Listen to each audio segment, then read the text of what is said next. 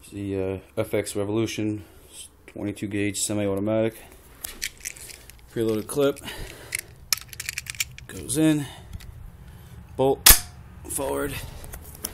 The white dots you see in the background on the ground, those are golf balls. I'm gonna try to shoot those. They're about 30-35 yards out.